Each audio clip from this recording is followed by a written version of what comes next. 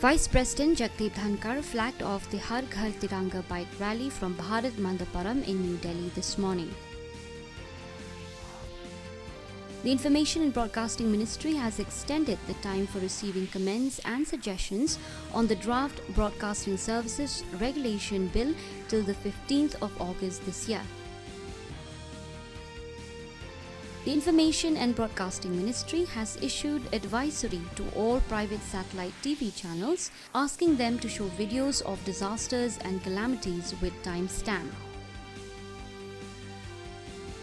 Indian Meteorological Department has predicted heavy rainfall over northeast India for the next 7 days.